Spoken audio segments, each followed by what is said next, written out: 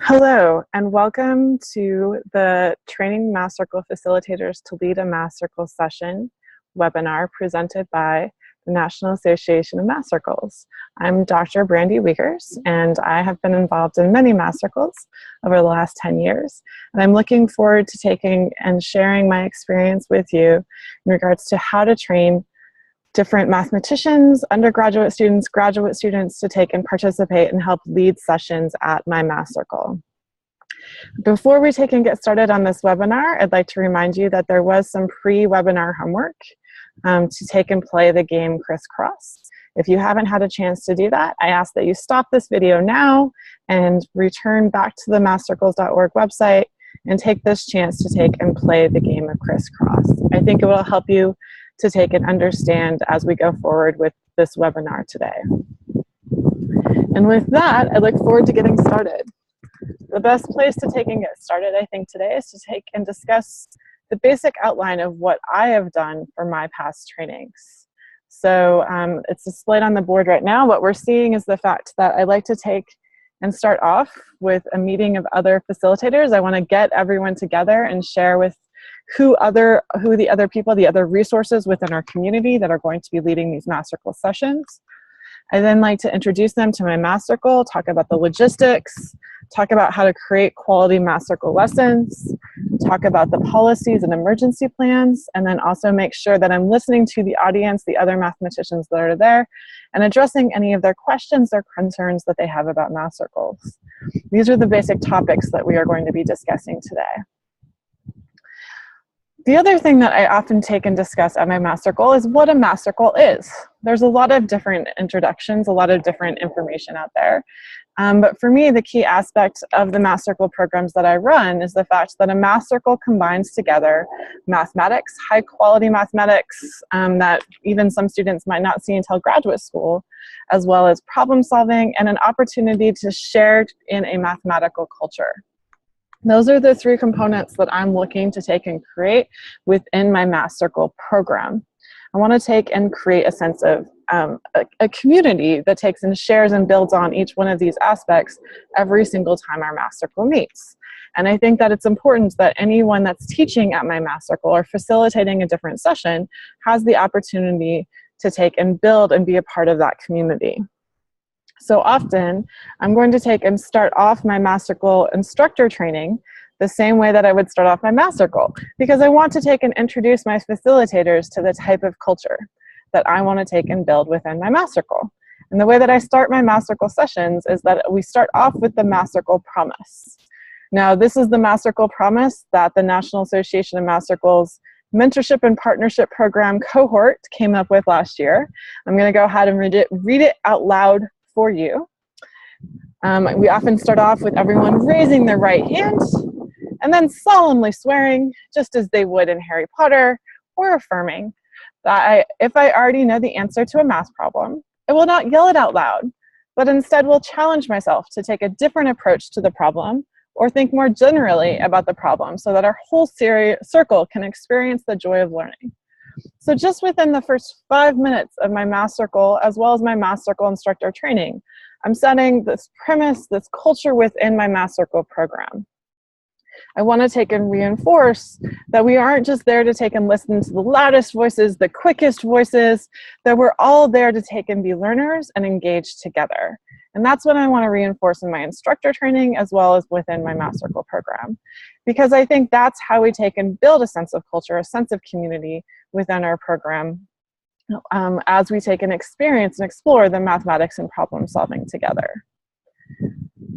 So going forth, let's go ahead and see where we go next in this fun training of a Math Circle session. Oftentimes, we want to take and start off building off of some sort of game. I chose the game Crisscross because it's a chance for all of us to take and come into the training with a shared set of knowledge about this particular game, but also very different questions. We probably all approached this particular game very differently. All you sort of knew from the instructions that I gave you is that it was a game board, that there was some valid moves, there were some not valid moves. There was some of you that were like, I'm not quite sure actually how to play the game. Even still, I'm not quite sure that I played it right. but we all had a chance to take and engage in some way within this game. We now then are able to take and start building off that engagement, start building off those initial set of questions that people might have had, whether they be directional questions with regards to, did I interpret this correctly? Can you use straight lines? Can you use curved lines? Or whether there are other forms of questions. So let's just go ahead and look through, and what I want to take and present for a second here is how I would take and engage, were you all my Math Circle facilitators. You were all the instructors that I'm trying to train to get ready to engage in my Math Circle in the next year. And if that was the case, the very first thing that we do is I would bring up 2 of you and we would actually play this game. I would randomly select a number from the crowd, so we would throw up 1 extra vertice. I'm gonna just think out there that somewhere often in Cyberland, someone has said we need to add 1 vertice to this game board. We're gonna take and select 2 people and they're gonna play this game out. Then maybe we're gonna take and do it one more time just to make sure we all have this shared sense of the rules of the game. Maybe somebody out there in Cyberland chose the rule of adding 2 more vertices, so we're gonna play this game out. And we're just gonna play, and now we're gonna break up into groups and make sure that we were all playing the same game. And I'm gonna come back to this question that was posed within the directions of, what if there are 101 vertices? Who will win the game? And I'm going to go back to that Math Circle promise that we started at the beginning. I don't want you yelling it out loud. Don't want you taking and controlling the room. I want you instead to sort of engage in discussion with the other people in your group. And we're going to come back to, at this point, and dig a little bit deeper away from the game and start thinking about the mathematics. Because within this particular question, there's this word vertice. So we need to, as facilitators, if this is a game that we're playing with all of our participants, we need to make sure that they understand, have the same understanding of what the word vertice means as the rest of us do. So we're going to take and go ahead and pay attention now to that other part of the game board. The part of the game board that up until now, we just wanted to take and play the game. But there's this other thing that I guess we should probably pay attention to now. And so we're going to start paying attention to that game board part that says vertices, edges, faces, who won. And I'm going to take, and again, with that same group of 2 people that played this initial game with 5, I'm going to bring them back up and I'm going to have them fill out this part of their board. So this is a chance within the training for you to take and demonstrate how you want to make sure that instructors provide other tools, not just mathematical tools to their students, but also organizational tools.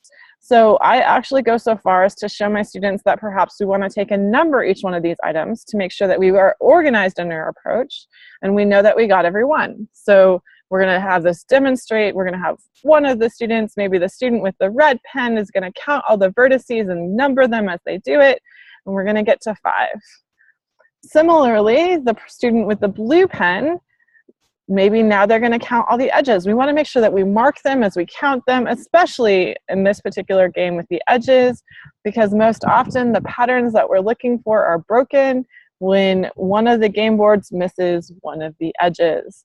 So you want to use this as an opportunity to demonstrate to your facilitators, to your instructors, instructional tools that they can use when they are running these particular games that are going to take and help them to be able to be successful as they work with students. Lastly, we're going to take and have maybe the whole entire group count off the faces. We're going to have 4. And this might be a good time to just sort of ask, what are the shape of all those faces? Maybe I'm just going to throw that out there and not really go anywhere with it. Maybe I'm just going to throw it out there.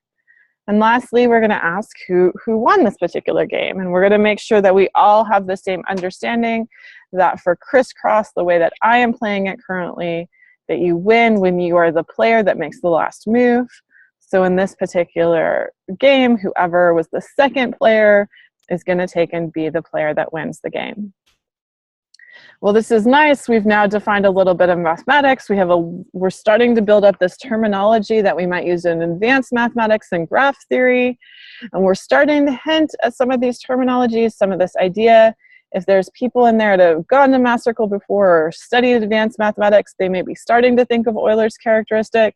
It's starting to seem like this V, E, and F is starting to seem familiar, but we don't want to give the game away yet. We want to keep thinking about it, because as much as graph theory has to do with the first three, there's also this aspect of who won. This is what the question is related to.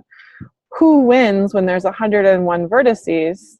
And it's not clear right away that graph theory is going to help us out with that. So this is where we're going to take and look at the next aspect. We've started to cover a little bit of mathematics. We need to delve into the problem solving. We need to go a little bit deeper. And so maybe one of the next things that we're going to take and do is, now that we have the game board figured out for five vertices, maybe we want to take and start looking at what happens with different numbers of vertices. Do we always get the same numbers? It seems like with 5 vertices, we always get 5, 8, 4, and the second person winning. Is that true for everyone that's in the room? So it's quite possible, I mean, very probable, that all of the facilitators, the instructors that you are working with already know this content. They already know the pattern. That's not the reason that we're playing this game right now. We're taking and trying to take and demonstrate instructional moves. We're trying to take and walk through and think through what are questions that we are asking, what are ways that we're engaging our students to make sure that this lesson is going to be successful at conveying both mathematics and the problem solving and building up a sense of community and culture. So in this particular case, maybe what we're going to want to do next is take and ask other volunteers in the room, is there somebody that has 6 vertices? Okay, so we look around there, we check it out, and we have them add their information to the table. And we keep building until we get all the way up until 4, 5, 2 for the first player, and just keep getting rows and rows and rows. And this is really an opportunity within the Math Circle program to take and offer a specific set of problem-solving skills. This is my particular one that I like to take and focus on whenever I take and do and develop Math Circle lessons. I really like to focus on the problem-solving skill of organization. It could be possibly because this is the one that I wish the most that my students had when they get up to calculus. I wish that they were more prepared to take and address more problems by thinking through an organizational structure to test it out. And that's the sort of information that I'm going to share with my facilitators, that there's a very personal reason that I chose this problem-solving approach. And this is something that I'm very excited and very much interested in facilitating and guiding the students that are taking and participating in my program through. So at this point, with this particular graph, we're starting to think, if I go back and look at that table once again, there should be the same pattern for everyone within your group. We should still be seeing these vertices, these edges, these faces. And if we're not, one of the good things that we can do is ask the facilitators at that point, if you have students that aren't seeing these patterns, what would you do about that? In the past, I've heard suggestions including have everyone switch their game boards with another team, and they can help each other sort of double check their work. And the other tip that I'm going to take and share is that if you do this over and over again, you'll start to take and see that game boards that were validly played, that were played all the way to the end, should be fully triangulated. And that's a good question. Like, it seems like I could add one more line in here. Why is that? Why is all of our different faces, why is the shape of that always triangles? It's a good question to throw back at your students. We also are starting to take and incorporate, like, it always seems like first person, second person, first person, second person. It's always alternating like that. So that's going to lead us up to, if we think that this pattern is valid, at 101 vertices, who's going to win? And we're going to ask the group that. We're going to find ways. But it's going to be really important that we don't just take and do that. We don't just ask for the quickest answer, but we look for justification. We aren't at Math Circle to just get to the answer that we can take and box around and sort of say, oh, I got the answer. It's the whole process.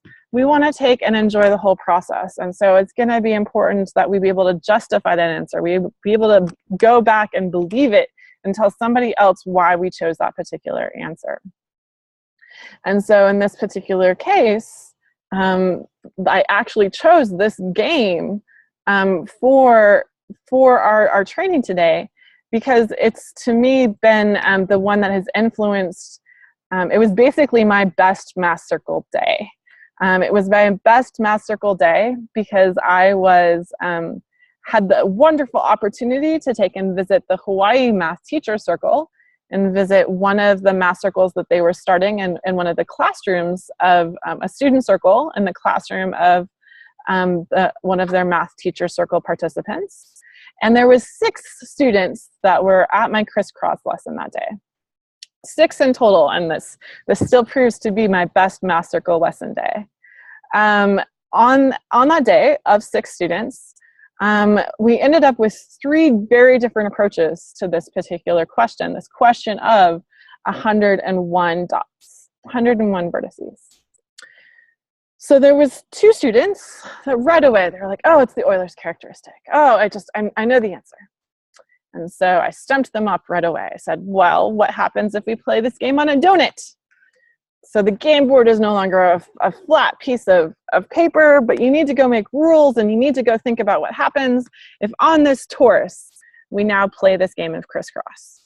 And that had them stumped for the rest of the hour. And they weren't used to that. They were sort of very used to knowing the answers to their problems. And they enjoyed that process for that next hour of just exploring what would their game be on a donut.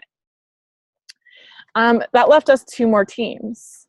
One of the teams very methodically made up this organizational chart and started to look for patterns. They started to see that vertices are increasing by 1 each time, edges are increasing by 3, faces are increasing by 2, and we started to look at why is that happening.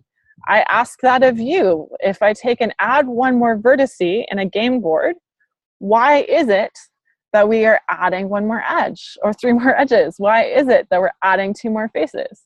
I mean, it seems like it should be 3 faces, right? Go double check that for yourself. And so these students very methodically came up and they built up all of the patterns until they were able to justify their answer. And maybe you guessed what that 3rd team did. That 3rd team took everything that they had played this on all the smaller game boards, and they started to look at a pattern, but they decided that wasn't nearly as much fun as taking and putting all 101 vertices on 1 game board and going ahead and playing that out. But through that process, while they were playing the game, they were still engaged in learning that a lot of these shapes were turning into triangles. They were finding a lot of the patterns that we were seeing when we were playing more methodically, and they were fully engaged within that hour. So 6 students, and I would say every single one of those students left that day understanding more about mathematics with a little bit more problem solving skills and having had a very positive mathematical experience that day. So that's what I am looking to replicate in every single Math Circle lesson that I run. And that's what I hope my Math Circle facilitators, anyone that's teaching at my Math Circle, is able to take and replicate as often as possible in the sessions that they're running for my program. What you're gonna see there is that lesson didn't follow straight from start to finish. Paul Zaitz gave this wonderful demonstration of what most Math Circle lessons are going to take and look like in regards to the mathematics involved. We have the great joy in Math Circles that we don't have to take and get to a certain point by the end of the session. If we start off in one place, we have the ability, the wonderful opportunity to take and go and explore whichever direction our students are interested in that day. And so that's where it's going to be really, really important. We can see in just the questions that you gave me ahead of time about where you would take this particular game. Do all the lines have to be straight? Are we supposed to find v minus e plus f equals 2, but we actually found v minus e plus f equals 1? What's going on there? These are questions that I would turn back on you as participants. And you'll see that that is often the choice that I make. I go back and back to the particular questions, and I try to push it back at the participants, because I don't need to be the authority in the room. I prefer, at my math circles that I run, my particular style is to take and let the students guide it. They make the roadmap. They take and figure out how we're going to go.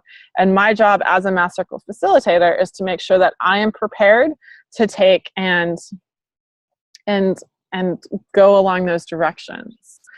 Again, from Paul Zeitz, we see that if we look at just the example of finite combinatorial games, there's so many different directions that you could take it. Maybe we would just have a simple game, or if you want to go for a hardcore game or further goals, there's always so many different directions that we can take with just one thought in mathematics, and then seeing how we want to implement it in Math Circle. So the math provides the inspiration, but then the approaches, a lot of times the structure that we're going to take and use within our Math Circle is going to be focused around problem-solving strategies that we want to take and bring in. Often at this particular point in my Math Circle facilitator training, I stop and I ask, what are different problem-solving strategies that you use? What are your favorite problem-solving strategies? And we make a list. And I encourage you to stop this video right now. Think through, what are problem-solving strategies that you enjoy? What are ones that you wish that your students had more exposure to and that you would look forward to taking and developing a lesson around? What are things that you are going to use as little tidbits, little bit of hints to take and pull your students along to be able to develop and engage more deeply in the mathematics that's presented?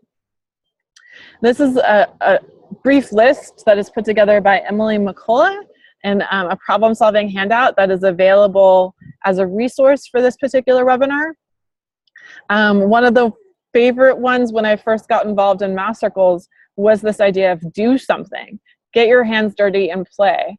I think that this is part of what I love about Math Circles.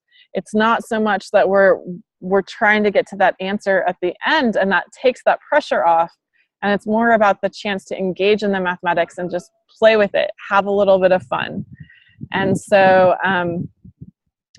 these are all different ideas that we can take and use to move forward and think through different problem-solving strategies to present to our students and build our lessons around and focus on as we go forward.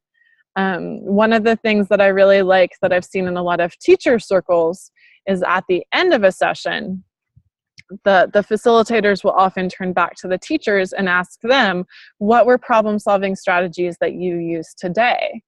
And so that's a way to not just use these problem-solving strategies, to not just engage them within your lesson, but to actually engage your participants as a Math Circle facilitator to take and think through what strategies they were using. And so, this is a lot. It's going to take a lot to take and think through how to be successful in doing Math Circles. But hopefully right now, you have a couple of ideas. Hopefully right now, you're thinking, oh, that's the problem-solving strategy that I really want to take and practice. That's what I really want to think about. Okay, where are we going to go next? Oh, struggle. I think that out of everything that I do in Math Circles, this is the hardest thing to take and train for a lot of facilitators, because this is going to be very different than a lot of what we have seen that we develop within our classroom. Much of our classroom culture requires us to sort of start at a specific place and finish at a specific place. And as we take and allow us to have a much more map-like set of options for our Math Circle sessions, it means that we need to start thinking about how we're going to take and change that space within our Math Circle classrooms to take and provide more opportunity for students to take and explore. And in order for that exploration to happen, we're going to need to take and provide space for our students to struggle. We need to watch out to not give hints too quickly, to be okay with saying, I don't know, and really to provide space for productive struggle. So I stop right now and I want you to think about this, because until I was in Math Circle, hadn't realized how few instructors had said to me ever, I don't know. And how how few opportunities there was for me as a student to respond back and say, I don't know. But I would say that this is something that is actually celebrated within Math Circle culture. I love this quote from James Tanton: math geniuses aren't clear on they don't know, are clear when they don't know, and are comfortable in admitting they don't know. And I think that that's something that we want to model within our Math Circle culture, but is also something that as instructors, we often haven't had much practices in saying, I don't know. And so I encourage you to stop and think about how you yourself are going to model this to your facilitators, and how you're going to take and encourage your facilitators to make that a part of the Math Circle culture. Because there's amazing opportunities in your Math Circle when you can stop and say, I don't know, let's figure this out together. And that's really what we're trying to take and do. That's going to take and allow more of this roadmap to happen. It's going to allow this culture to build up. And it's also going to allow us to focus in Math Circle on mathematical problems as opposed to exercises. So this gives us back to, you're like, I don't actually know. What is the difference between a problem and an exercise? And so this was something that I was first introduced to by Paul Zeitz. And I think that it has informed a lot of the Math Circle work that I currently do. What we want to think about is that too often we ask our students to do exercises. We ask them to take and regurgitate the knowledge that they have in a concrete form. So differentiate this, integrate that, add these two things together, divide these two things. We ask them to take and just practice building up their mathematical muscles by just repeating and doing something that they've already been exposed to. A mathematical problem is something where they need to develop the knowledge in order to take and move forward. They themselves need to explore first in order to take and figure it out. And so that's hard to say, because as you saw before with the Euler characteristic example, for some people, they already know that v minus e plus f equals 2. And it's no longer a problem at that point when I ask them to take and play this game. It's just an exercise. They're just going to take and approach it and throw it together. But for that set of students, when I asked them to do it on a donut, even though they knew the pattern, it was now a problem. They had to think about it. They had to make new content, new connections for themselves. And that's really what we're hoping to do in Math Circle. We don't want to just spoon feed content. We don't just want to throw mathematics and hope that people can absorb it as quickly as they can like a sponge.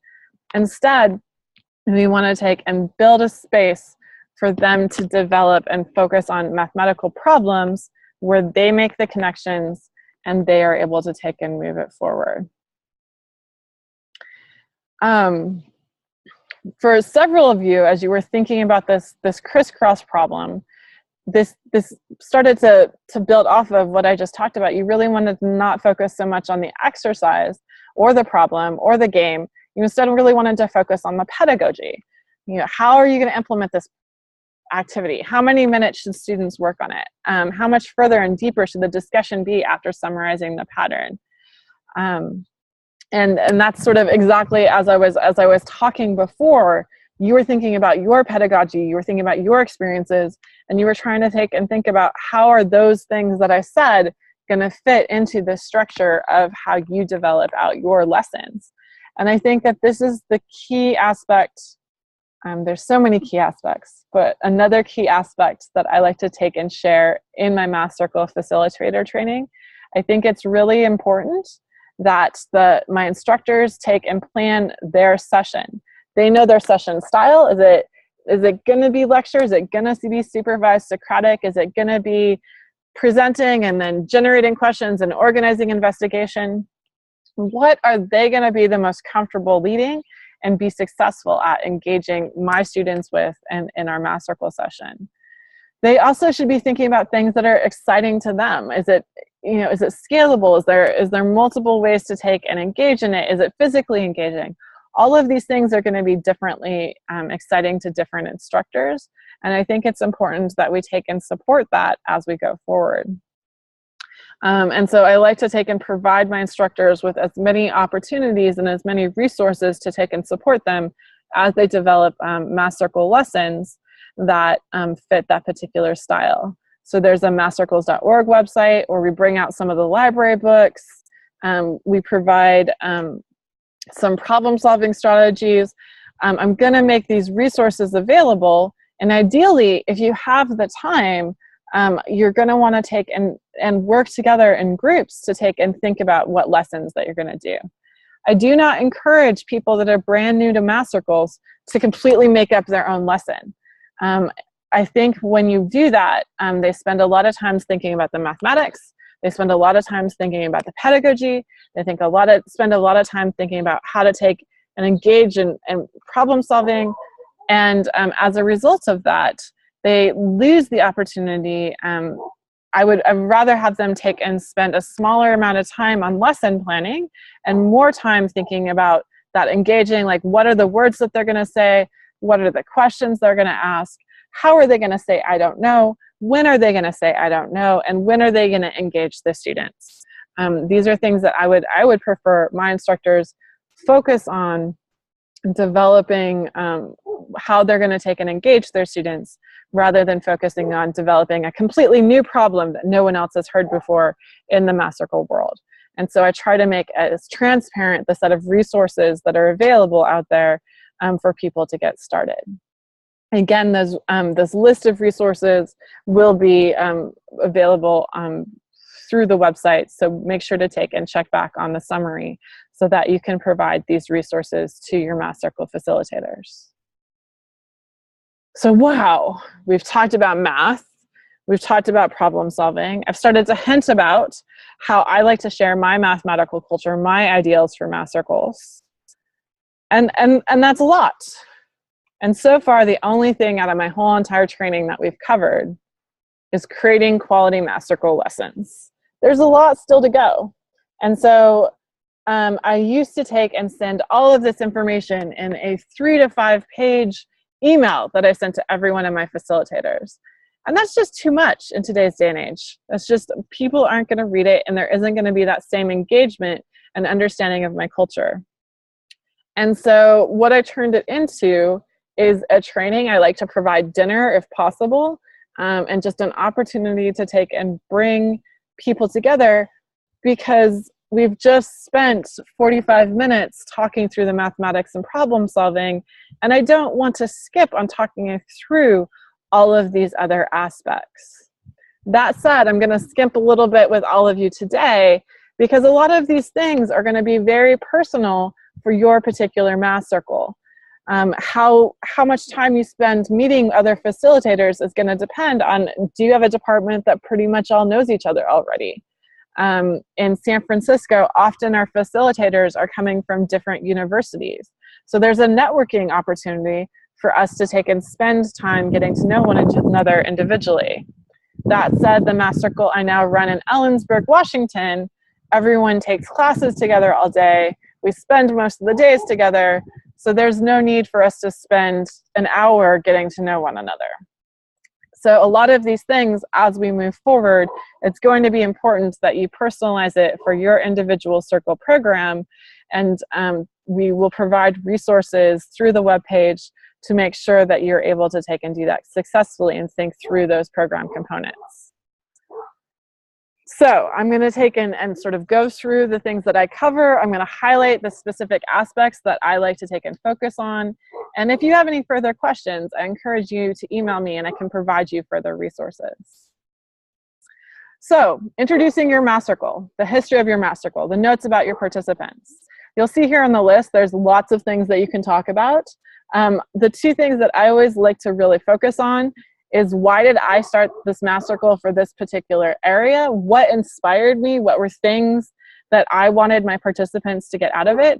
And then I try to reinforce that with what participants have said on past surveys to show whether or not we are making the difference that I was hoping to make. I like to share the goals that I have going forward, how I would like to see the program. I really want them to feel, but my instructors to feel like they are a part of this whole entire process. I also want to make sure that they understand the grades that students that they're working with, what schools these are coming from, and what it's like to be at those schools. And so I want to share some of those resources of how I go about doing that. When I'm talking through with my students, I want to take and make sure that they know for that particular set of students that we're working with what it's like, what's the information that they know. And so there's two key resources I like to share. First is the Common Core curriculum. I like them to go to the particular grade level that they're going to be working with, presenting to, engaging, and making sure that they understand what mathematics these students should actually know. I think that this is especially important at the elementary level, as many of us can sort of remember what we did in high school. From there, we can extrapolate, and we mainly remember that, oh yeah, middle school is mainly algebra. But most of us, unless we have students of this age, do not remember what it is like to be in kindergarten. And we don't remember what content knowledge. We make a lot of assumptions about the content knowledge. And I think that the Common Core website provides a very good summary of the content that students should be learning nationwide. We can make a lot of discussions that I do not want to do on this webinar in regards to your state not necessarily sticking to Common Core. But what we have seen throughout the many states is that those states that have moved away from Common Core have kept very, very similar standards in regards to the content. And so I think that this is a good resource generally for the country in regards to taking and just being able to see the basic content that your students are going to be covering at that grade level. Do they know fractions? Have they seen exponents? This is good things to know before you take and develop a lesson for them. Next, there is a resource called the School Accountability Report Cards. This is as we've entered the age where we want more and more numbers about the schools that are being funded across the country. We're seeing that each one of the schools is making up a summary of the types of students that they have in regards to the total number of students, how many are English language learners, how many are free and reduced lunch. We're seeing how good they're doing in mathematics. And this can really provide a lot of information for you to take and sort of understand, are these students that have struggled in mathematics in the past, or are these students that, that are going to have had a wide successful range in regards to their mathematical background? That said, I think that it's really important to not characterize all of our students based on either one of these things. I think there is nothing that can replace knowing your actual students. And you can build this up by taking and adding name tags, by having your students write personal mathematical biographies. That was a suggestion by someone in our mentorship and partnership program. I love this idea. Or even bringing in the teachers from the schools that you work with. These are real students. These are real participants, and we want to make sure that we don't characterize them down to numbers.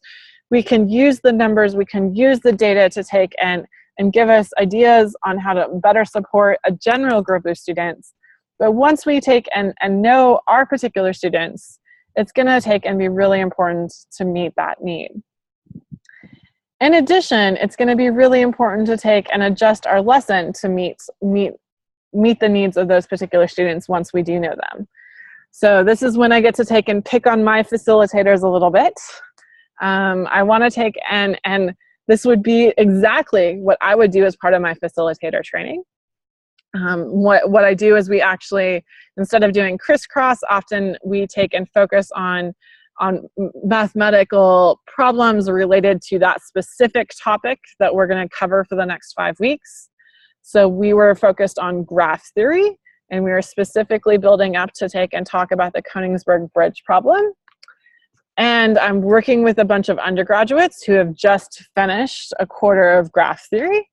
And they're like, you know, I asked them to go out, and I was trying to do more math outside, so build all of these gorgeous graphs out with sidewalk chalk out in the courtyard. And my question was, which one of these are complete graphs, which one of these can we walk that are going to take in and allow us to take and walk through and not repeat anything. How does that game work again? I was just sort of being very generalized because they had told me that, oh yes, we've studied that before. And they put a lot of work into building these gorgeous chalk drawings.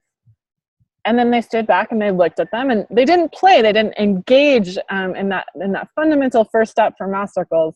They didn't engage in mathematical play. They just were so certain that they knew the answer. And so, I was very specific in how I chose to engage them in that, and said, well, does this one work? And gave an example of one that I knew wasn't going to work, but they were so certain that it was. And I stopped them, and we had to discuss it, and we discussed how important it is in Math Circle to do that play. I then found a set of resources that we were planning to take in and use for that week with our elementary students. And I asked whether or not the set of resources they thought was going to be good, because for my Math Circle, I find the resources, I find the problems, but they're the ones that actually have to lead the session. So I gave it to them. They said, oh, this is gorgeous. I know how to answer every single question on this worksheet. We're going to be great. And so I do believe in allowing my students, my undergraduate students, just enough of an experience to make sure that it's memorable. And so I let them do it, even though I had some concerns. And they ran the session, and they came back and they said, oh, that worksheet was great for us. That worksheet was really, really good for us. It had all this all of this very precise vocabulary. I could answer every question, but it wasn't good for elementary students because there was way too many words and it wasn't nearly enough play. And that's the sort of things that we want to make sure that we're also taking and preparing our instructors to do. I am very certain, especially when we get to mathematics PhDs, that these are people that understand their content area. I do not question that. Why we are taking and doing a facilitator training, why we are putting this energy in, is that we want to take and make sure that they are successful in taking the wonderful knowledge that they have in their heads and translating it down in a very successful manner to students that don't have that knowledge, to participants that don't have the same experiences that they have. We want to make sure that they are successful in making that transition. And so I emphasize this in different ways throughout my whole entire set of trainings. And I just really want to make sure that you hear right now, like, it's going to be very different to prepare a beautiful mathematics lesson for graduate students than it is to prepare a beautiful mathematics lesson for fifth graders. And this is finding some way to make sure that that's clear while you're doing the training. Can be really important, because you want to make sure that you emphasize not just knowing all of the content, but also being prepared to engage in that content with the set of students that you're working with. So I tried to build this into my training. From there, it's going to be important to talk about your logistics. What supplies are going to be there? Is there whiteboard markers? Are there pens and pencils? If somebody is designing their own lesson, when are they going to make copies? Do you make copies? Do they make copies? How early should they be there? What's the schedule? Is there a snack break? Is there welcome comments, closing comments?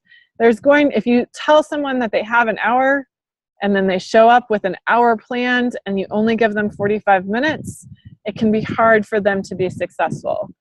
Also, if you tell someone to go for 3 hours and don't tell them that they're supposed to build in a break, you're going to have very squirrely, very squirmy little kids. And so I think it's important to make sure that you've shared with them sort of the aspects that they're going to need for logistics to make sure that they're successful at your program. You can also think about other fun ways to take and document their work with your program. Do you want them to send a PDF their handout to share online for students that weren't able to make it to the session that day? Do you want them to write a 1-paragraph summary of the session to share in a blog post? This is something that the Boise Math Circle does. I just think it's awesome. Every single session once a month, they take and post some picture related to that session, and then about 3 to 4 paragraphs summarizing the work that was done in the Math Circle that day.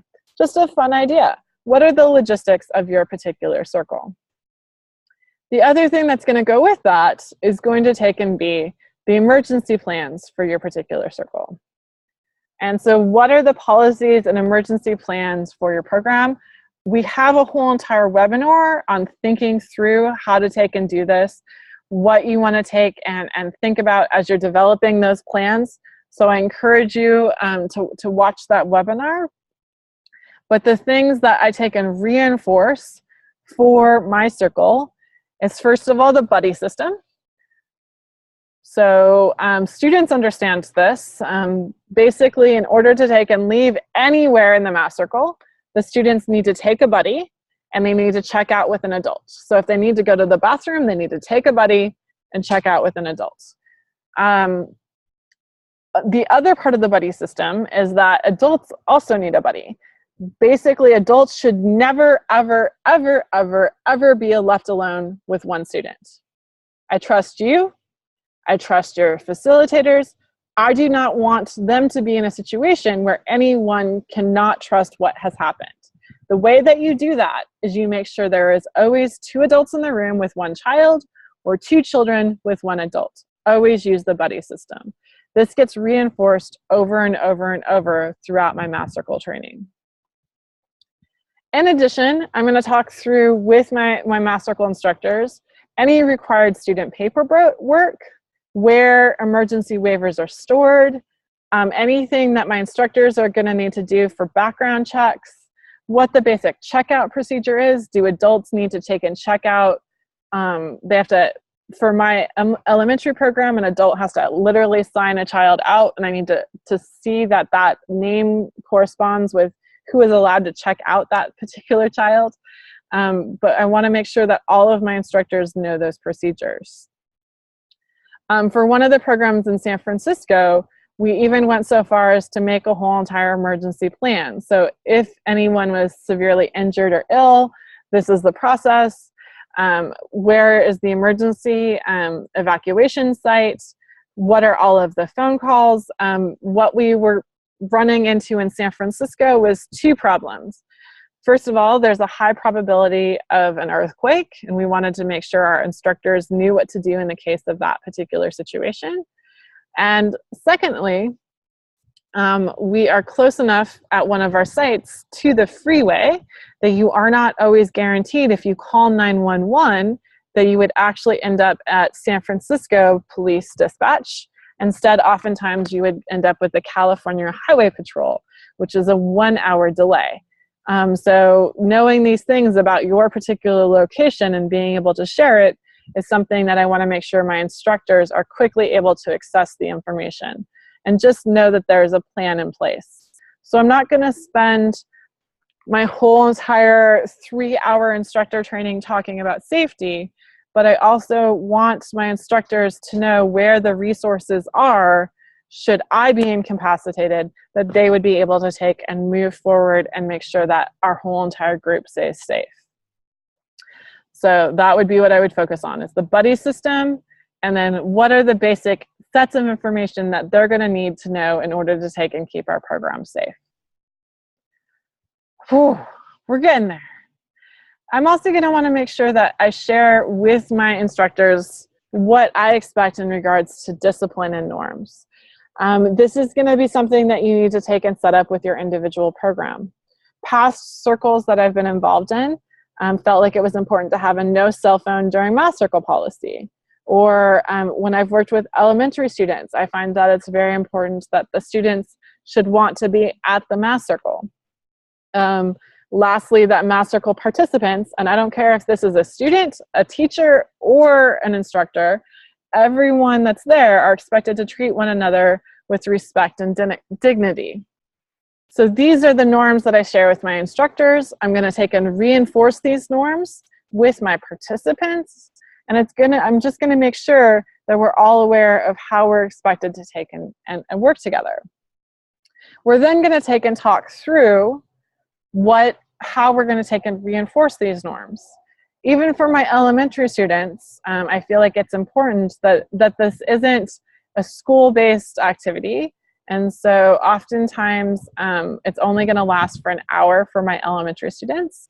So oftentimes just having small discussions with each time that there's a student that takes and has an issue can really resolve any aspects that we're concerned about. But I need to make my instructors feel empowered to have that conversation, or to take and approach me with enough information to be successful at having that conversation. I have in the past, based on facilitators asking me, talked with parents and sort of said, I think that this student isn't able to take and come to Math Circle right now. Let's wait a couple weeks and see if their experience in the Math Circle changes, and then they're welcome back. I'm willing to have that conversation, but I need the information from my instructors in order to have that conversation with the parents. And so we talk through all of those processes with my instructors. So it's a lot of information. We try to cram a lot. So I try to make a very focused agenda. That's one of the resources that I am sharing as part of this webinar. But I also want to make sure that I'm responsive and listening to the students, and just like I do with my Math Circle, I'm going to adjust and formulate and go around the questions from the audiences. For those of you that were asking me questions prior to this webinar, a lot of them had to do with how do you approach a mathematician, and emphasize these different community aspects. And I think that a lot of those particular questions are the reason that I created a Math Circle instructor training, Math Circle facilitator training, is I wanted to take and bring together everyone that's in my community and everyone that's going to take and be working with my students, and make sure they have the same understanding as I do about what is expected of their interaction with my students. And so I'm happy to take and talk with every one of you individually if you contact me in regards to further questions. But I really, I think that by running a training and getting to share a lot of this information ahead of time, it can really take away the problems that you'll end up having with instructors as you go throughout the year. The other set of information is that I take and try to provide all of the feedback summaries that I get from my students back to the facilitators. And a lot of times through that, they will come back and we'll have it'll start a discussion where we can talk about how they can be more effective to take and work with the students. Because really, what I love about doing informal mathematics is very much summarized in this quote. In informal mathematics, there aren't teachers and learners, there are only learners at different levels. And I want all of my facilitators, anyone that's working with my students, to take, and anyone that's working with any of my participants at the Math Circle, to feel like they are part of this circle. They are part of the math, the problem solving, and the culture and community that we are building in our Math Circle program. So that's 1 hour of how to take and train your Math Circle facilitators. It's a lot of information very quickly. And so please contact me if you have further questions. Please check out the resources that are available online, and please have a lot of fun working with your Math Circle instructors and facilitators.